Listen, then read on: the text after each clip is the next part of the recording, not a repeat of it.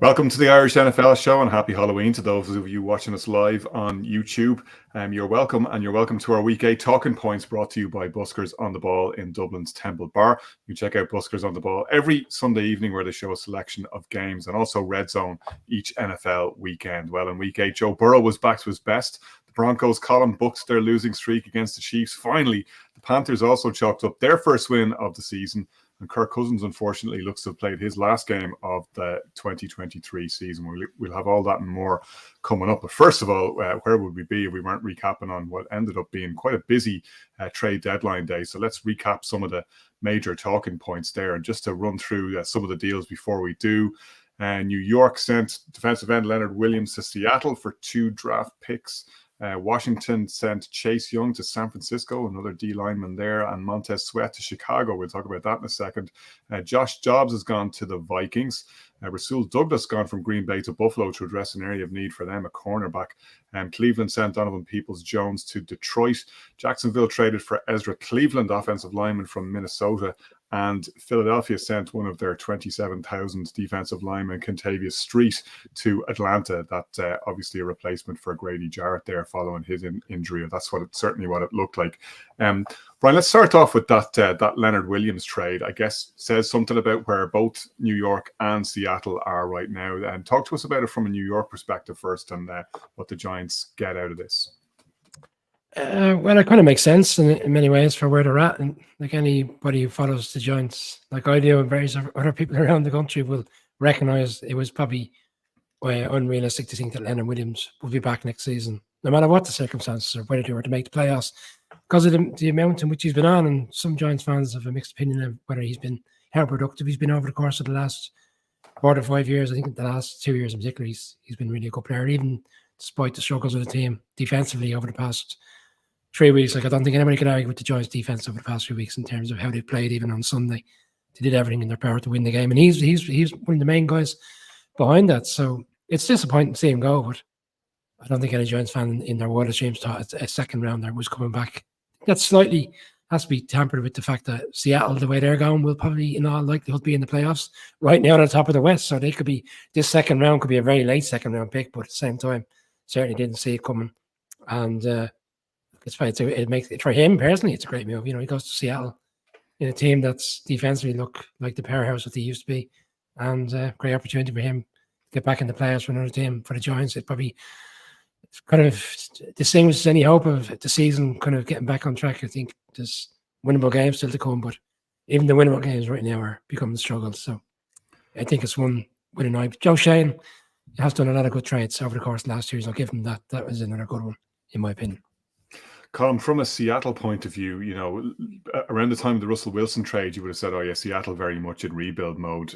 Next thing you know, they're heading for the playoffs, likely for the second season in a row.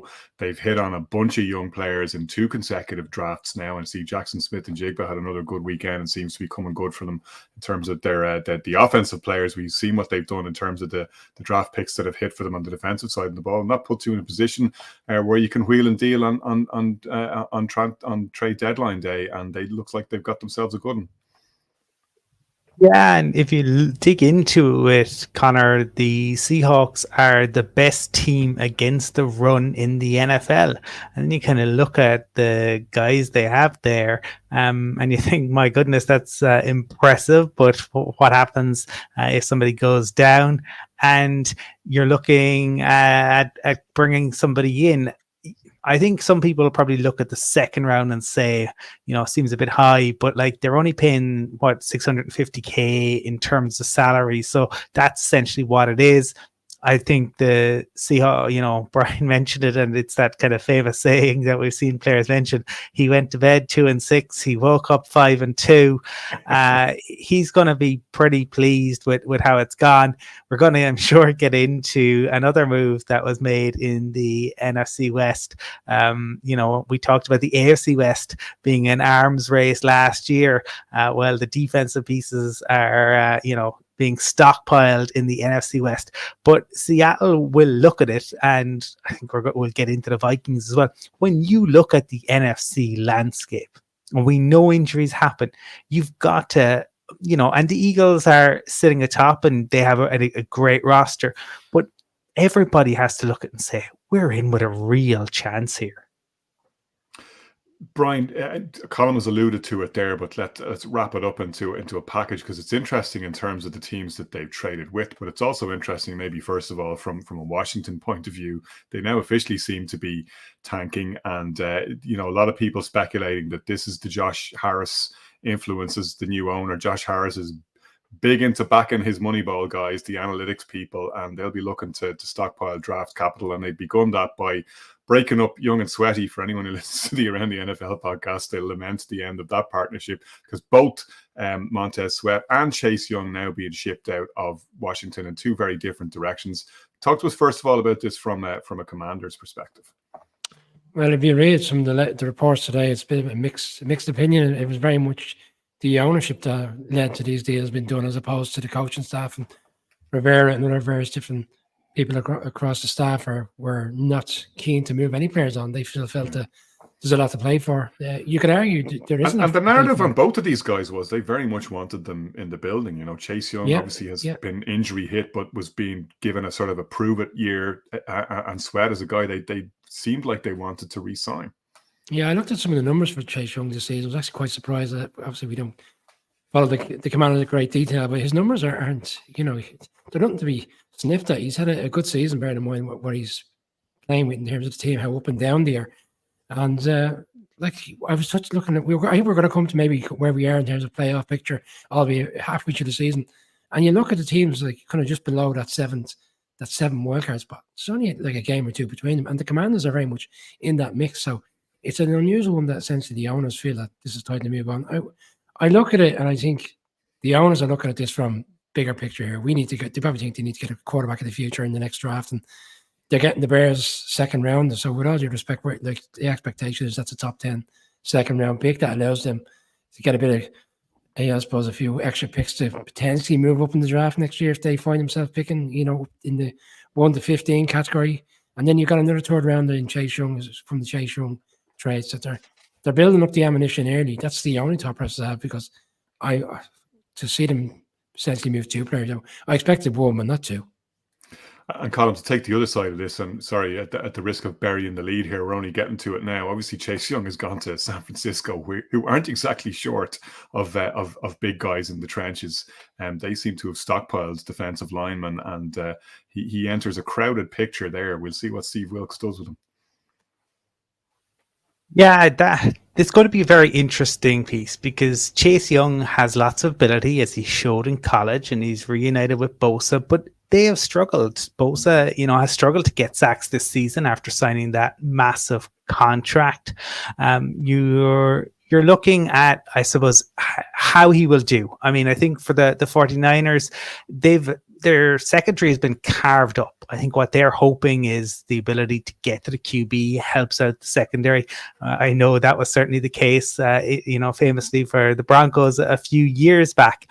I think Mike Silver had a very interesting piece on this, where he kind of highlighted the positive and the negative. And he's a guy who has close ties to the Shanahans. He writes in the San Francisco Chronicle. So he is writing for that audience. But he did point out that one of the reasons why, I suppose, Sweat went for what he did and Young has gone for what he has is partly the injury, but also the fact that Young is considered to be ill-disciplined by some in the Commanders, and that he's more interested in making splash plays than in following a coach's orders. So that was an interesting piece I saw that he put out there.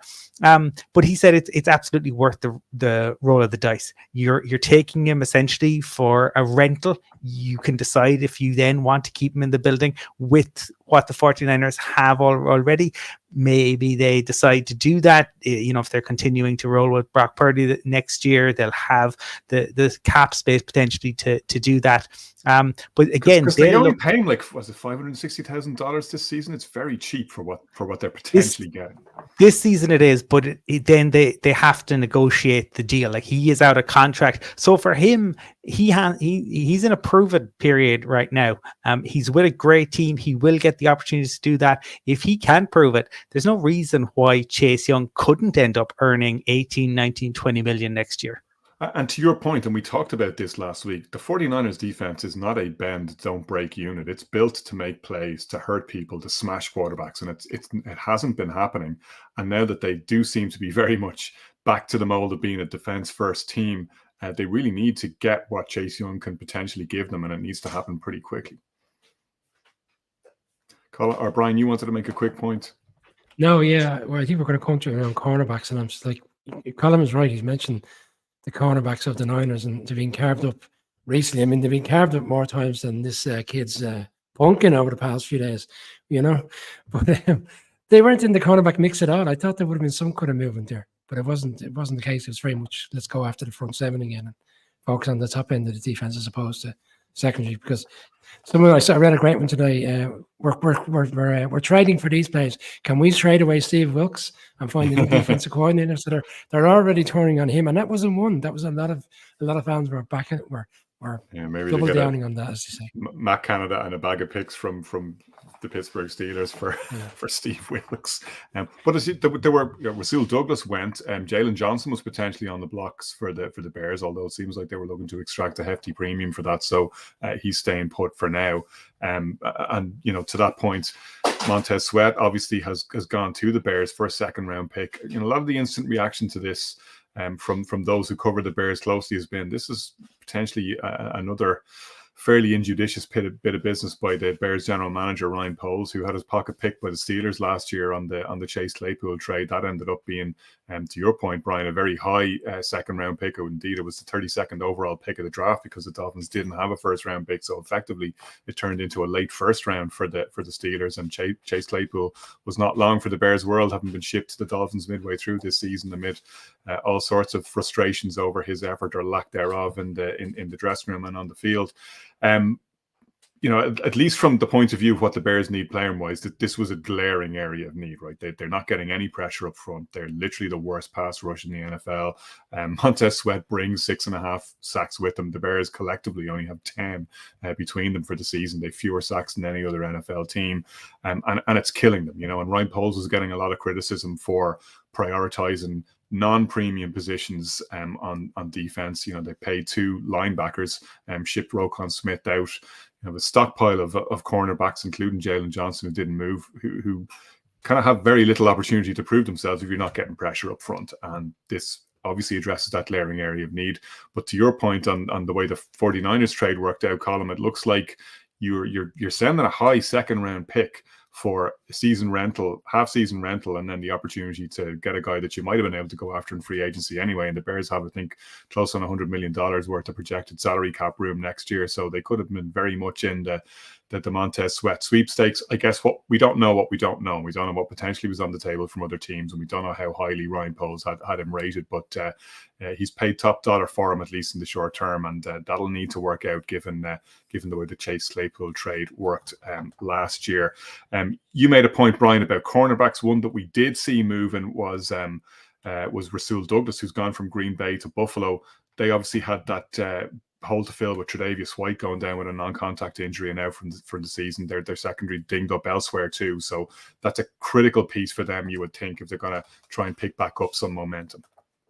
Yeah, it became very evident over the course of the day, reading the reports, that they were very much in the sweepstakes, and they were ringing around trying to find a number of teams and a number of suitors potentially to make trades with cornerbacks, and they were in the Jalen Johnson conversations. And but it sounds like the Bears are looking for a number 1 pick, to have that conversation, I suppose, come to fruition in terms of a deal. But Douglas will go over there. He's got the experience, to set in. They're not happy by all accounts with Elam. I think it's the second, third year in the league, cornerback, which they picked at 24 that year, and it was really highly thought of. That really hasn't materialized. So it's an interesting one, because I don't think one player is going to solve the problem there. I think he'll come in and he'll probably have a bit of an impact, but like the transition to go in there immediately and expect an upward turn, I think it's difficult. They've got the Bengals on the road on Monday. I mean, talk about going into the ring of fire, if you want to call it. They're going to be going up against Jamar Chase and various different other players that can turn around when they want, and it looks like the Bengals are back to the form which we spoke about, when we were in Buskers on Saturday morning. It's an interesting one. Look, it just became one of those deals. Essentially, they were going to find some cornerback, and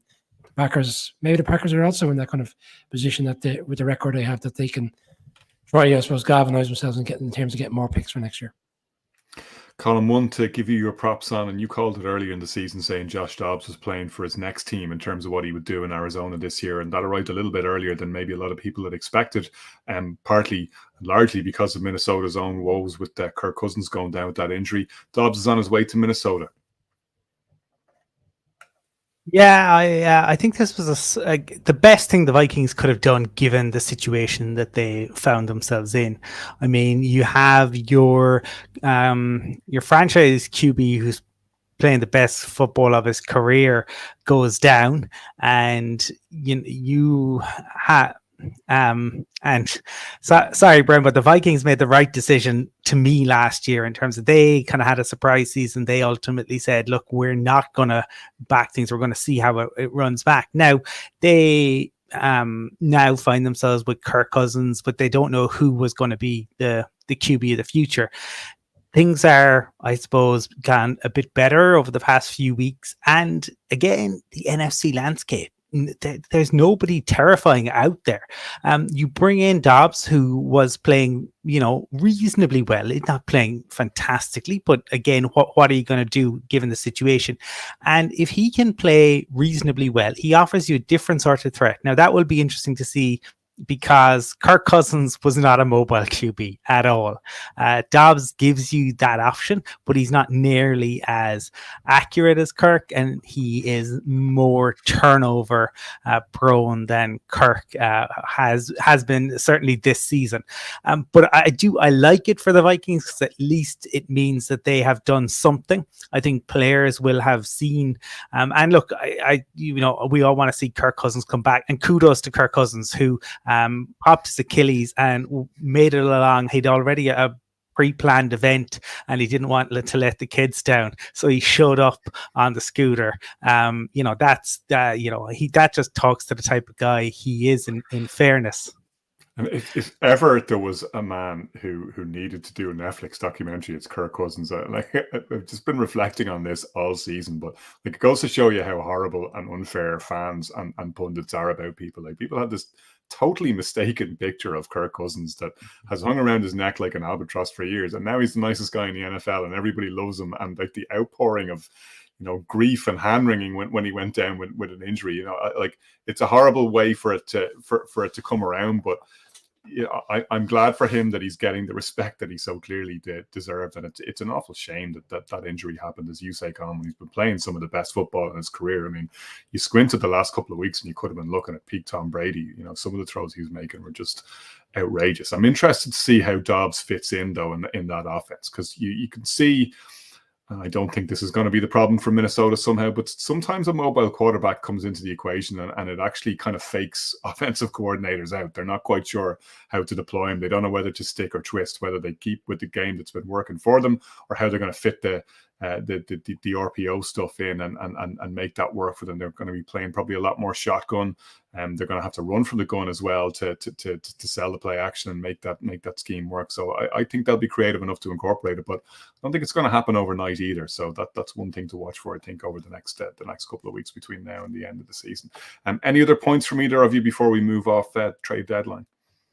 Just more so kind of a note on the Vikings. I mean, Jordan Addison is really.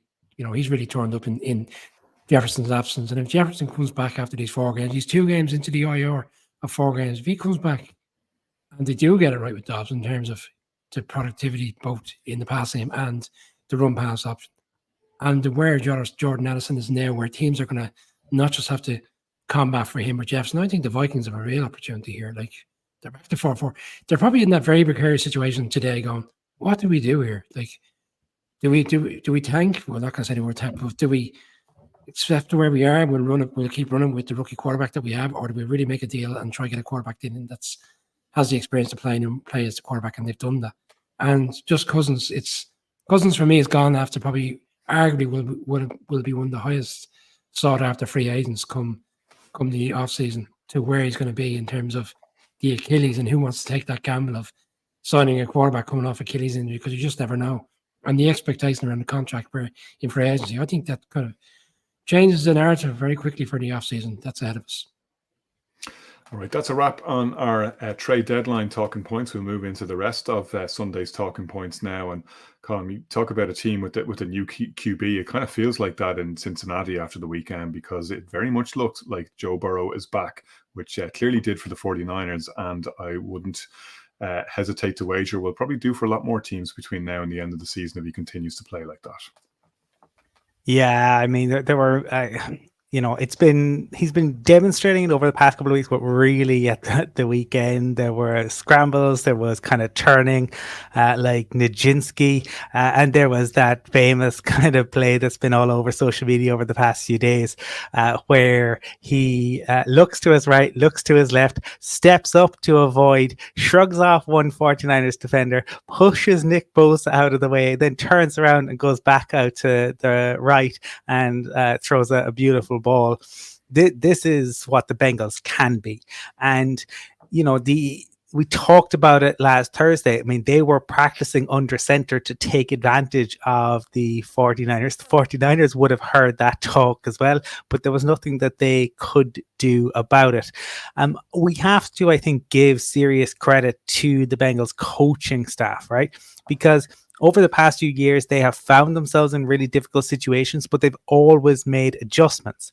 And yes, I think in another world, they probably wouldn't have played Joe Burrow until week 2 or 3, and things might look different. But the Bengals have, when I saw Henderson go down the other day, I was worried, but he came back in, and, they are really good on both sides of the ball, and the coaching staff there is very good, but it really is down to Joe Burrow, and there's no replicating what he can do.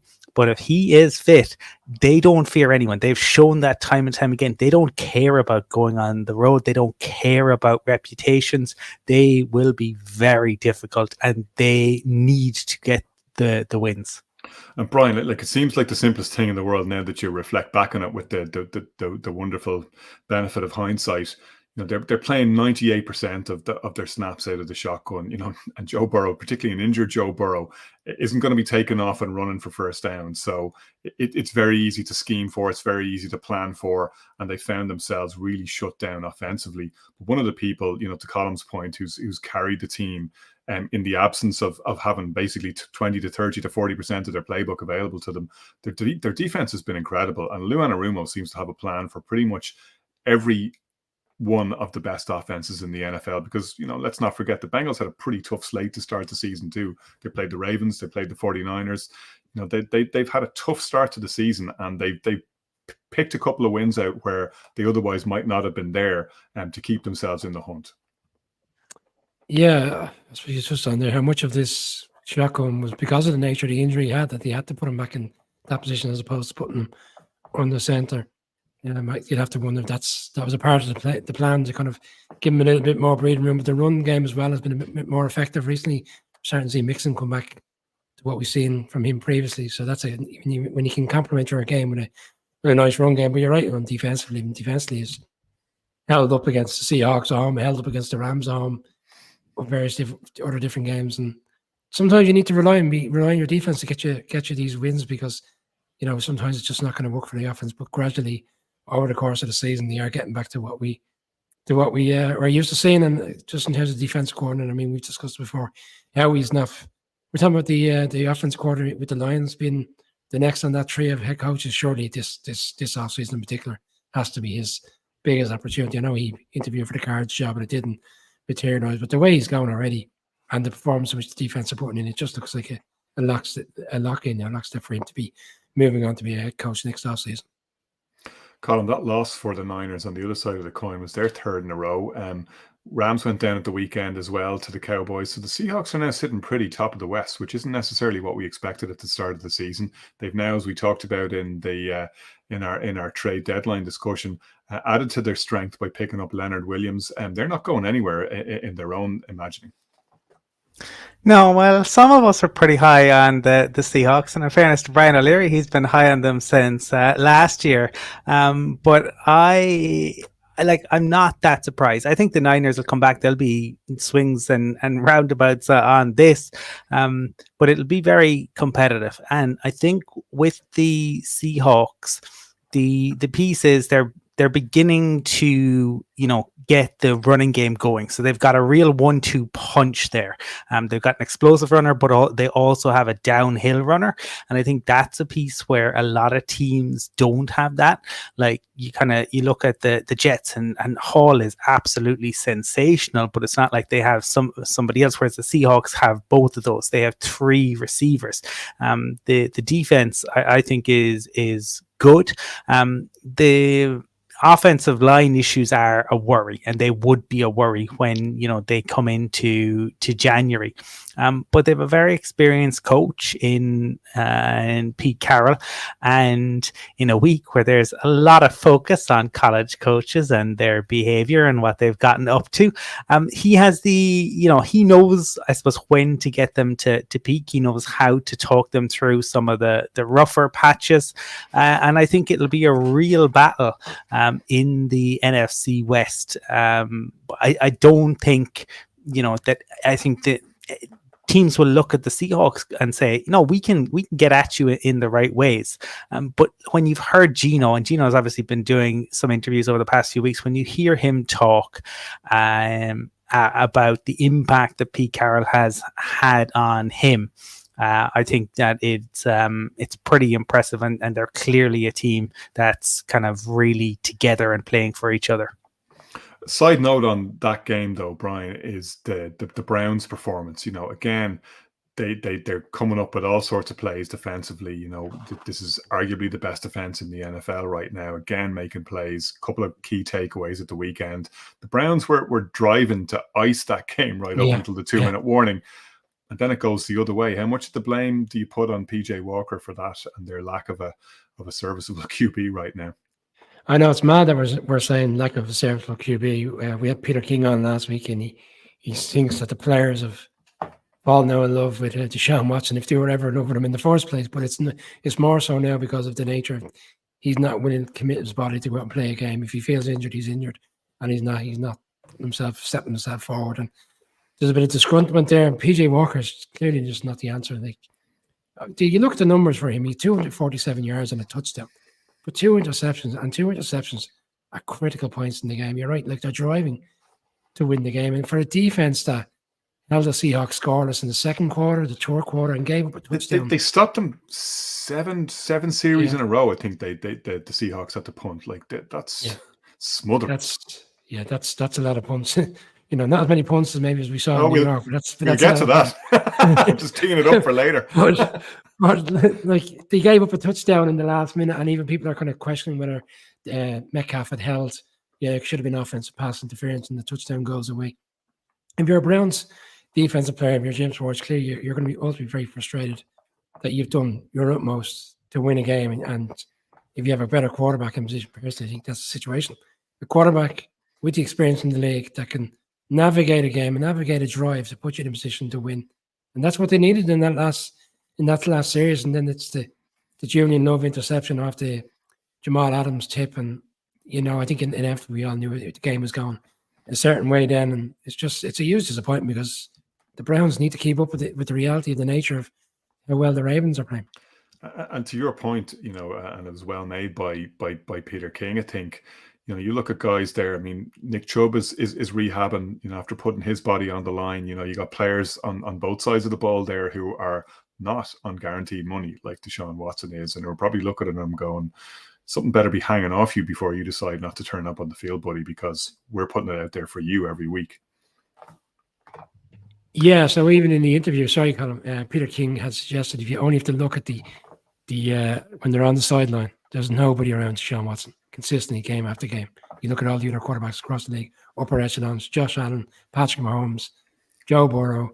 Players are all around these guys on the sideline. Deshaun Watson's like an isolated soul on the sideline. No love whatsoever. Sorry, Colin.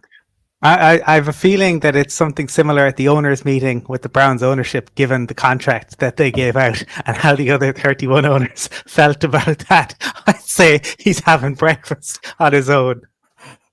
Well, a much more happy meal in prospect, I'm sure, at the end of the game in Denver on Sunday, because the Chiefs' 16-game winning streak against the Broncos finally ended, Colin. A momentous occasion indeed it was. Yeah, as they say, nobody beats the Denver Broncos 17 times in a row. I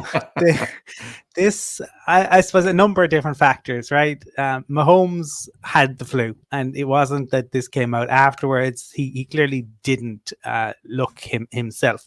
But the nice thing for the Broncos is that it was a true team performance. Now, one of the things that stuck out is that the Broncos' most effective drives were where the running game was getting going and Russell Wilson was a game manager. And if you have seen the next gen stats of Russ's throws, he didn't throw to the right hand side of the field at all. Well, and like certainly beyond the line of scrimmage, it was all to the left hand side. He had a couple of lovely throws in the red zone, but essentially there was huge amount of screens in this game, and Russ is a game manager at this point, a very highly paid game manager. So I'm interested to see how that continues over the course of the season. For the Chiefs, they really do look home like a team with the wrong QB that otherwise is actually set up to do quite well. They run the ball so well, you almost forget it until you see the stats and you're like, why do they have Russell Wilson there? He's the wrong quarterback for that offense. Yeah, I know he is, and that's why I don't know how it'll be long term. I mean, Sean Payton said he doesn't care. It's not about aesthetics; it's about wins. But it is unusual, right? Because Sean Payton is a guy who, with Drew Brees, I mean, was known for the kind of passing attack, even if it was Michael Thomas slant boy. But yeah, so we'll see. For the Chiefs, there's been a lot of talk over the past few days, I suppose, because some people feel that the Chiefs, you look at where they are, where their offense is, and it's top 5, top 10 in most metrics, but it is the worst season that Patrick Mahomes has had since he entered the league. So are they on track? Like, is this where the Chiefs they didn't invest in the wide receivers? Are they on track to get them right? That seems to be a debate. I think, when you have Patrick Mahomes and Andy Reid, you would think you should be fine as long as you don't have the flu and you're not playing a mile above sea level. I was going to say, it sounded like they were a lemsip away from turning that one around. Poor old Patrick was under the weather, and I think the Taylor Swift factor has finally worn off for 1 week only, at least. How long were you saving up that Vitas Gerulaitis quote? I had to look that up. I was trying to remember which tennis player had said that. It was Vitas Gerulaitis. Nobody beats Vitas Gerulaitis 17 times in a row. Not even Jimmy Connors. Connor, separate. I'll quickly move off that. I do know it, but I'll move off it. And I actually wanted to touch on this anyway. I know we didn't have it necessarily in the script for this one, but this Sunday's game in Frankfurt is a big one. It's a true test of where the Chiefs are. Colin was rightly calling out certain metrics that they're not at the level they've played previously. But this is a true test on Sunday, and like these are the games that when we not necessarily we doubt Andy Reid, but Andy Reid finds a way. How often does he lose 2 games in a row? But this weekend, ultimately, right now, at this stage of the season, is the game for the number 1 seed. If you look at the records, if they get turned over by the Dolphins on Sunday, Dolphins will have the tie break on them, and it's not a scenario where they get to play each other again unless they're in the playoffs. So it's a huge game for the Chiefs this Sunday, and maybe sometimes having enough game like they did on Sunday, no matter what the circumstance, where the players are unwell or are not fit enough or just didn't, play at their level. Like, to go into this game on Sunday, we might see a better Chiefs for the loss on Sunday as opposed to if they had a win on Sunday and we kind of go in a certain bit of complacency. So it's an interesting one. And Jalen Ramsey is going to play on Sunday, which is another lights out scenario, bearing in mind who's going to go up against. Are they going to put him on Kelsey and then just follow him? Be interesting storyline on that game Sunday. Just wanted to get that one in there ahead of Frankfurt. Yeah, no doubt a couple of interesting Mike McDaniel quotes as well. I loved that press conference quote about Jalen Ramsey, that he was very disappointed that he promised him a pick six and it only ended up being a pick field goal. So he only got half of the return that he expected from Ramsey. Colin, one of the talking points from the weekend, we saw so many backup quarterbacks in action. Some of them we fully expected. Obviously, we've been dealing with the Zach Wilson era for some time, so we're kind of pricing that in at this stage. Gardner Minshew, of course, has been in possession of the jersey with Anthony Richardson down for the season, but we also saw Arthur Smith finally make a move. I guess Taylor Heineke is probably no longer the backup QB. He's QB1 for now. It's a move we'd kind of been expecting and wondering how long it would take Arthur Smith to finally crack, and he looked to be close to that last weekend, and so it transpired. I don't know if he's QB1. I think it's really strange, right? Because I talked about this a little bit on Thursday. Arthur Smith got on the podium on Thursday and said anyone who was criticizing Desmond Ridder was not watching tape. And it, maybe that was the Lady Duck protest too much. There was the whole thing about Ridder going into the concussion tent, but he didn't have a concussion, and then they went to see, and then Arthur Smith was at the podium on. Heineke says after the game, no, this is Desmond's team. And then Arthur Smith says, I don't know who's going to play next week. It might be Desmond. It might be Taylor. We'll have to see. I just think that perhaps he wanted to see what Taylor Heineke would look like running the offense, right? And this was an opportunity to essentially to leave him in there for a half and to say, well, I was doing the right thing by my player. I don't know. I think we'll know more probably by the time we're live on Thursday about where things stand. I don't understand what Arthur Smith is doing, right? Because why go to bat so strongly for Desmond Ridder if you're not watching the tape, on? Colin? You're just not watching the tape. Yeah, I don't think Desmond Ridder has been like the only problem that they have had. I think the play calling hasn't been good, but I don't know if Taylor Heineke is the answer. Now, I suppose Arthur Smith may decide that Taylor Heineke gives them the best chance of winning, and he wants to keep his job. But do you really think, how far can Taylor Heineke ultimately take you? It's a very strange situation there. Other backup QBs to see action over the weekend. Brett Rippon was in for Stafford. Tommy DeVito, of course, for the Giants. Brian, we'll get to that when we finally pick up on the MetLife. He's a quarterback, is he? He's a quarterback, is he? Oh, okay. He's that's his position, isn't it? He's Joe Pesci's character from Goodfellas. Yeah. Someone else forgot the script of what quarterbacks are supposed to do. We saw Tyson Bagent start with a glorious 41-yard completion on his first throw to Darnell Mooney as I jumped out of my seat, and then normal service was resumed as the Chargers ran roughshod over the Bears. But performance of the weekend was Will Levis, who, if he does nothing else in the NFL, absolutely lit it up on Sunday.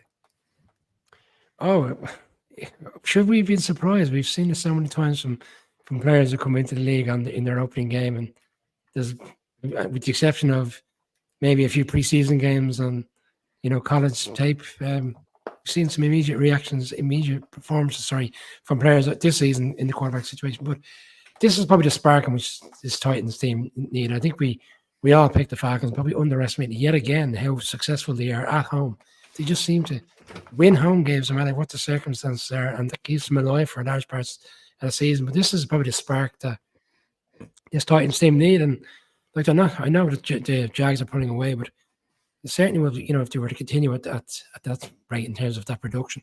But it's very difficult, obviously, to continuously put it together. But DeAndre Hopkins look clearly very, over the moon. But with the player and him playing, and obviously he gets 3 touchdowns and he's poking back people who really weren't interested in picking him up last year. But more like we've seen the gradual decline of Tannehill. He's slow. We saw it firsthand in London for 3.5 quarters. You say yourself, Connor, he slows the whole process down. Where on Sunday that wasn't the case with Will Levis. He was getting the ball out quickly. He was sharp. He has the deep ball threat, which we saw in the covers leading up to the drafts. Like he can put it. He can really do it. And how even off the back foot, like he can really heave that thing. I'd love to know if Vrabel said to him in the tunnel, So that for me was odd moment. It was very odd. That's why I put it into our separate group, because it just didn't seem right. It was like as if he was giving out to him in a weird way. Or was he just trying to keep him grounded? Is that the Bill Belichick thing, though? You know, fascinated in listening to that Julian Edelman interview with the Kelseys a few weeks ago, where he was talking about, like, it was always when you expected a compliment that you got the slap in the face, and always when you expected that you get the hairdryer treatment that you got the arm around the shoulder from Belichick. He always kept his players guessing. Vrabel very much, you know, the son of Bill mold. I think there was a little bit of, yeah, you threw 4 touchdown passes, you just did your job. Yeah, I know. I do think that was a huge thing, and I think that while Levis had it was a great debut performance, but we have to see this over a few weeks. Like he was allowed to do exactly, like, Will Levis has an amazing arm. He has a cannon, and he's one of the biggest arms in the NFL. And he can, as you said, Connor, he can throw even on his back foot. But all of those he was allowed to do that. Like, it was crazy to watch the Falcons, you know, allow Levis to do this time and time and time again. And is it sustainable, I suppose, is the only question. Certainly the physical traits are there, but when there is NFL tape on him, can he respond to the response? But I think you have to run it with him for the rest of the season, and you have to get away from this nonsense of this 2 QB system, which was an unmitigated disaster for the limited amount of time that we saw it. Never mind 2 QBs, Brian. We could have done with 1 QB in the MetLife over the weekend. Anything to spark that game into life. More punts than points in the end. Yeah, so like we've all had these demoralizing defeats over the course of our time supporting our teams, and genuinely would put that probably up in the top 5 of losses for Giants fans. I mean, the defense literally dominated Zach Wilson for the entirety of the game, and there was so much talk last week in the lead up around Kayvon and when he was having a good season. I mean, the stats say he is having a good season, but clearly on Sunday he came to play. But Brian Daboll has been getting a lot of criticism this week, and to be honest, rightly so, because you have there's 2 scenarios. One was Daniel Jones was cleared before the game, cleared to play essentially, and Brian Daboll only found out about this after the game. He was ruled out on Friday, so even if he had been aware of it, he still couldn't have put him in. So the question marks are, why didn't you not just leave him as questionable throughout the course of the weekend, and you find out about this on Sunday and you make a decision? Because in that scenario, you don't necessarily have to put him in as your starting quarterback. You could put him in as your QB2 and allow him to come in and run certain plays that you know you could use his legs to get first downs. Because ultimately, that's what it came down to. They had to make a decision on 4th and 1. Did they trust this offensive line and running back to get 1 yard to kill the game, or do you trust your solid kicker who's had a great career to kick a 34-yard field goal and he can't do that? I don't know what to say, really. It's like essentially Brian Daboll said after the game, we decided we were going to run the ball on every play. So essentially, you have a quarterback that you've elevated from the practice squad, and you have no trust in him. You have no faith in him to even throw the ball. And then, ironically, when they decided to let him throw the ball, it was in overtime, and that was only going to end one way. It's just they didn't even throw one ball for him beyond 7 yards. That's just unacceptable in the NFL, no matter what team you play for. I mean, we've seen Colin joke about a couple of years ago when we were on the show in the COVID situation where the Broncos had to play a non-quarterback. He still threw the ball more than 7 yards. You know, this guy's supposed to be a quarterback. This guy played 2 preseason games, 3 touchdowns. He threw touchdowns in preseason. I know it's completely different.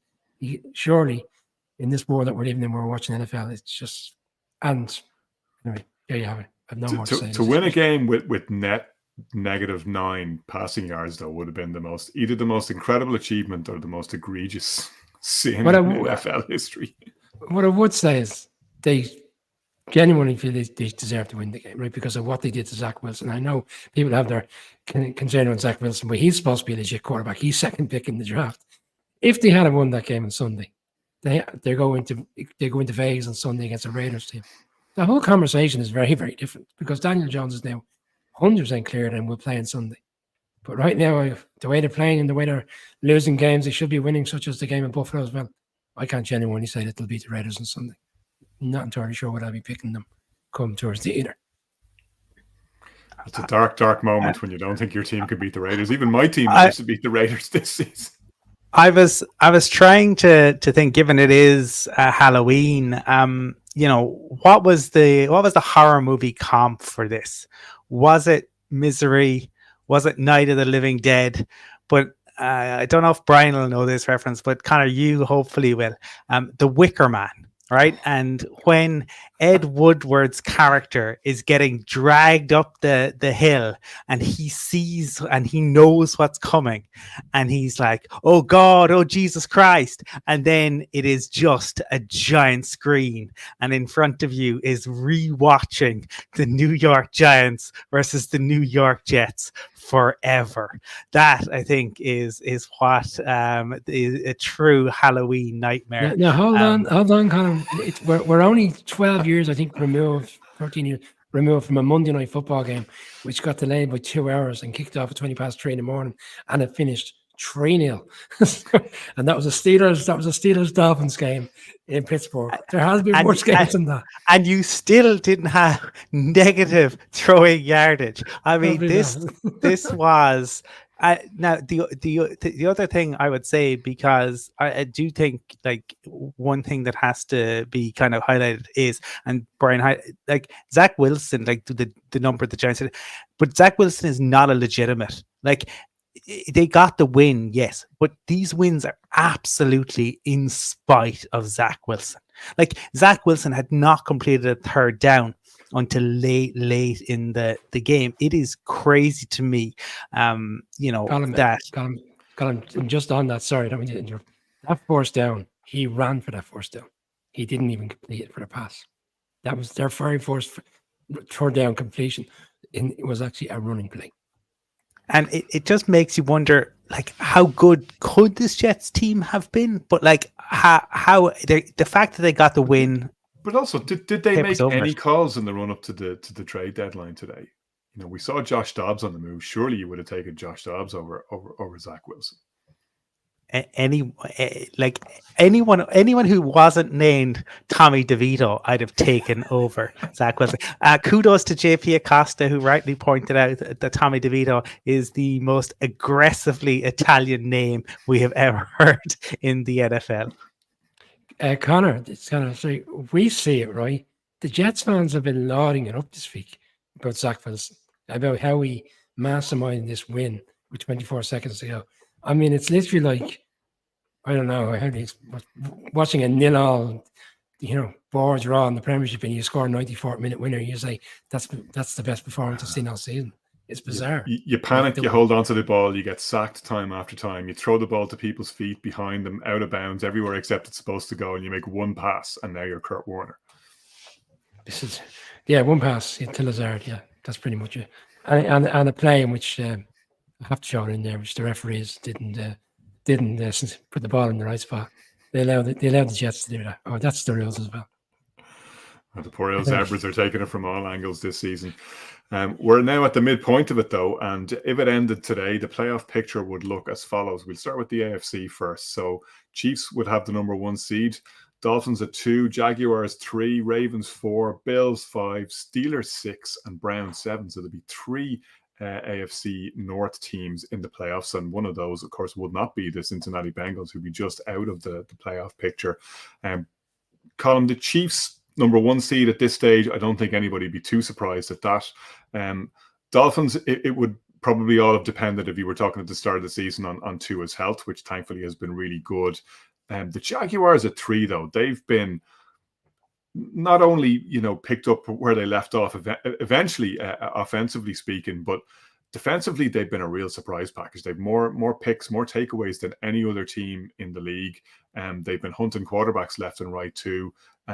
They now look like a team that, if they continue on the path that they're going, is primed to make a deep playoff run. They were one and done, of course, last year. Sorry, no, they weren't. They went to the divisional round before finally going down after pulling that epic comeback off against the Chargers. Sorry, I forgot to give them their flowers there. I was counting that as a Chargers fail rather than a Jacksonville success. But they've probably been one of the surprise packages in the AFC. A little bit. I mean, I think that I think did we all pick them to win the division? Certainly expected them to take a jump on offense. The questions were around the defense, and George Pickens was questioning the defense this time last week. I wonder if he regrets that a little bit. Yes, there were some bad decisions in that game, but the rest are not the reason the Steelers lost to the Jags. I think what's interesting is that Trevor Lawrence is having a really good season without being spectacular. But he plays good football. He makes good decisions. He is not Patrick Mahomes from 2018. He is not, making these incredible plays, but he's making smart decisions. And ultimately, they are therefore able to put up points. He hit a running back on a vertical route at the weekend. Nobody ever does that. And EDN is the only issue with EDN sometimes is his hands. Like his route running is fantastic. His vision is fantastic. His escapability. His hands are the only thing, but they came good. I'm a little bit surprised. I suppose I like that Lawrence trusts him to make that play, and I like Lawrence's football intelligence that. He'll try something a little bit different. It's almost like he tries to challenge himself in the way that Mahomes also does from time to time. Well, he knows he's capable of it. Like he knows he has the arm talent to do it. He just doesn't need to showcase it kind of all the time. He's very prepared to throw the ball away. He's very prepared to take a check down if needs be. He plays smart football. He's what with the capability to make a play when necessary. I'm just a little bit surprised on the Jags that we didn't see them maybe be a little bit more aggressive to bring somebody in as a pass rusher. To me, if Sweat had gone there rather than the Bears, that probably would have made a bit more sense to me. But I do think they're poised to make a good run. Brian, towards the lower end of the playoff picture there, you've the Bills, the Steelers and Browns hanging in there at the end. Do we expect it to finish that way at the end of the season, or which of those teams do you think will fall out of the playoff picture? Lurking just outside, Jets and Bengals, I should point out, both at 4-3 right now. The Steelers aren't making the playoffs. No way. No, come on. Like, they're in that position because their head coach is able to navigate victories, but I mean, they held in their, like we're talking about the Jags, and they held their own because they intercepted Trevor Lawrence. I think it was 3 times, and over the course of the 3 quarters, which kept them in it. But that game on Sunday was never in kind of doubt. And Columns touched on it there. Like that game was not won or lost because of referee decision. I just don't think it's sustainable for the Steelers to continue playing the way they are. They're essentially eking out victories. They haven't really played in any game, shape, or manner where we've seen a really strong offense perform. Pickett is injured again. It looks like he's going to play Thursday night against Titans, but over the course of the season, I think they'll leap. In all likelihood, it'll be, if you're going to ask me who they're leapfrogging with, it will be the Bengals, And then for me, if the Browns can get the quarterback situation right, or Deshaun Watson comes back and plays at the level we're supposed to be seeing from the quarterback who's on this sizable contract, with that defense, I think the Browns will make the playoffs because, again, the Jets play right now isn't sustainable. And for all the arguments I have about the Chargers, they're going to play the Chargers on Monday night, and if the Chargers can put up points, can we see Zach Wilson living with the Chargers offensively? I'm not sure. So certainly don't think Steelers are a team. Right now, I think 6 of the other ones, they're all pretty much set, in my opinion. If there was a fall down by the Jags, I still think they'd be falling into a wild card, but I don't see that either. So the matchups, if it were to stay as it is, you'd have Browns at Dolphins, Steelers at Jags, and Bills at Ravens, Colin. I don't think it's necessarily going to stay that way.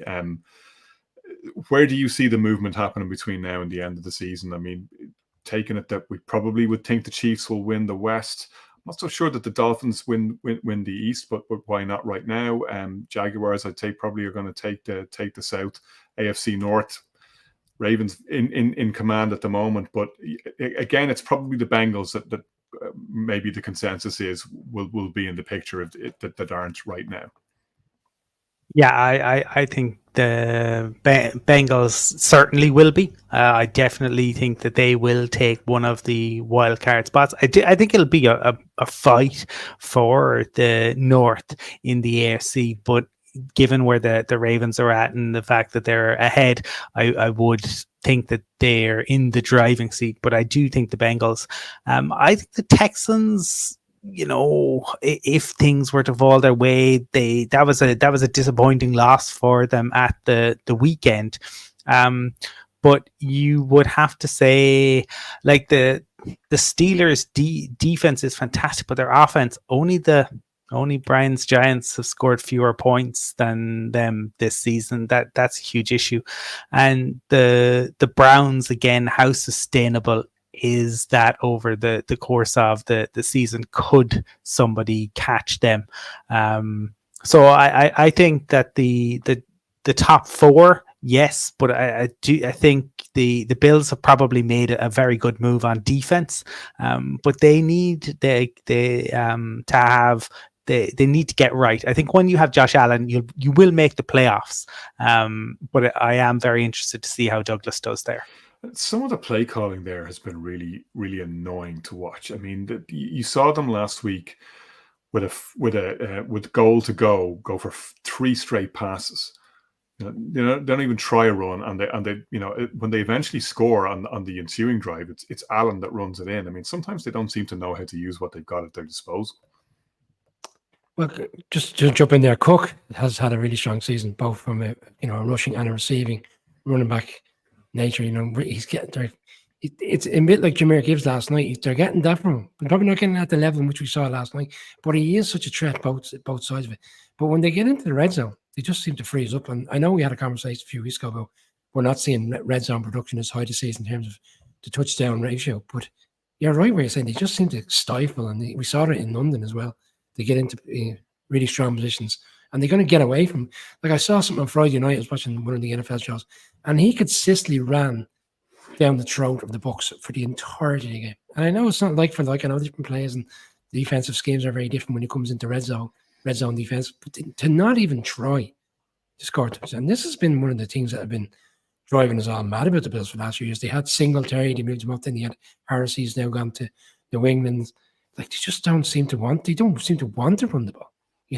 Within reason, but it's like as if they have to have this kind of stellar touchdown in the end, whether it's Kincaid or whether it's Diggs or Davis. They just don't seem to want to have your mundane running the ball type of touchdown. It's strange because it's so disappointing. And it takes away from what should be a really strong offense, in terms of complementary football. Well, let's look at the NFC now. If we were starting the playoffs today at the midpoint, you'd be looking Eagles with the number 1 seed in the NFC, Lions 2, Seahawks 3, Falcons 4, Cowboys 5, Niners at 6, Vikings at 7, and the couple of teams floating outside right now, but still in the picture very much, the Saints and the Bucks. Colin, again, some of those largely what we would have expected. Eagles number 1, Lions we would have all have seen, I think, running away with the North. Seahawks we talked about maybe being a bit of a surprise package. Falcons winning the slow bicycle race at the moment in the NFC South. Maybe a little bit of a surprise that the Cowboys are as low as the 5 seed right now. What do you see changing in the NFC picture between now and the end of the season? I think it'll be the dogfight for the West, but I think that I think given the Kirk Cousins injury, right, that probably opened up the 7 seed. I mean, you look the Falcons, Saints, and Bucks. I mean, yeah, I think a slow bicycle race is exactly how to describe it. Connor, you wouldn't have faith in any of them, but the Falcons probably will fall over the line. But we have to see how Dobbs does. Because everybody, I think, will look at it and say, if there's the possibilities there, certainly. The Saints can go on a run, and they are capable of taking the division. I think they're much more likely than the Bucks. But it's hard to see a huge amount be, I do think the Lions are going to win the North. I do think the Eagles are going to win the East. And I think given that they're 2 games ahead, it's difficult to see them probably losing. That they could, because Hurts doesn't look right. But when you have AJ Brown playing the way he is, I mean, my goodness, he was absolutely phenomenal and has been for weeks now. But we have to see how Dobbs does with the Vikings to see. We're probably beginning to see it space out at this point in the start of maybe the first 6 weeks. The NFC looked like it might be maybe more competitive than we expected, but I think it's beginning to space out now, especially with the Commanders. Like the Commanders and the Giants are not making the playoffs. The Rams with Stafford's injury, and that's an injury to the throwing hand, and which he injured on the 2-point conversion. You would have to say that sounds not good, right? Rodgers had that, and that impacted Rodgers throughout the season. So I would have real concerns about the Rams. I think they, if they don't have, because Brett Rippon is the backup there, because the draft pick is on the exempt list. So I think if that is the case, just after the major injury, they're not making it. The Cardinals aren't making it. Your Bears aren't making it. The Panthers aren't making it. Yeah. As Colm says, Brian, last season we saw Jags on one side going on a tear in the AFC, Lions, albeit that they missed the playoffs, ultimately going on a tear in the NFC. It's very, very hard to make a case for one of the back markers now suddenly clicking into gear. The Packers, a team I'd fancied maybe might make the playoffs, dependent on what we saw from Jordan Love. And unfortunately, it doesn't look like we've seen anywhere near enough from Jordan Love. And they've also failed Colum's test of losing to the Raiders. So that's never going to help your cause. Of the teams that aren't there, and you probably see the Vikings as the ones over the trapdoor as the seeds as it stands right now. Who do you see taking that 7th seed? I mean, the Saints and the Bucks, to me, look like 2 teams, not so much that they're built to win now, but were built to win yesterday with their veteran rosters that are capable on their day, but need to stack wins if they're going to make the case. Kind of how far here? If the Vikings lose on Sunday and the Giants and Bears win, we're only 1 game out of the wild cards. What's the problem? I think inevitably the Vikings will end up with that 7th spot. I think they could get enough out of Dobbs to win games over the course of the next period, and it's more so because there's no one who's going to come up and really challenge them. I've just Colum's talking about the Falcons just on the south. I think this division is there for the Saints over the next few weeks. Play the Bears on Sunday, then they have the Vikings. Be interested to see if Dobbs is settled in by then, and then they play the Falcons. So these next 3 weeks, I think, are really critical on the south. I think there could be a flip. If Derek Carr can figure out how to throw the ball to anyone other than Alvin Kamara. He had some really productive plays with Olave at the weekend, and look, I thought we saw a Saints offense on Sunday. So that we're seeing this is the problem now. We're seeing the Colts 3 weekends in a row defensively really struggle, and Saints put it up on them at the weekend. So it's hard to know whether that's just one of those games or whether we're going to see the consistent play going forward. I think over the course of time, I think Saints will find a way to get it right and win that division. Maybe the Falcons could end up squeaking in and challenging in for the seventh spot. Certainly the NFC West second team is going to get to the one. The Cowboys are a bit of like this, unless the Cowboys find a way to beat. If the Cowboys win on Sunday, they jump up to the number 1 seed. Bearing in mind that maybe it wouldn't be because actually no, they would because the 49ers have lost 3 now. So that'd be interesting one on Sunday. If the Cowboys were to overturn the Eagles, they would all of a sudden become the number 1 seed. But over the course of time, I mean, the Cowboys are like deja vu where they are last year. The likelihood is they're going to play the winners of the NFC South on the road in the playoffs, and they'll hit the divisional rounds, and then, lo and behold, we'll see who they play. And it wouldn't be the Niners this time around, potentially. Anyway, sorry. Connor, I look forward to the Netflix special, which will feature Stephen O'Rourke and Brian O'Leary on a road trip as the founding members of the Derek Carr Appreciation Society. What a quarterback. I would have taken Derek Carr on Sunday, guys. He would have won a game for us.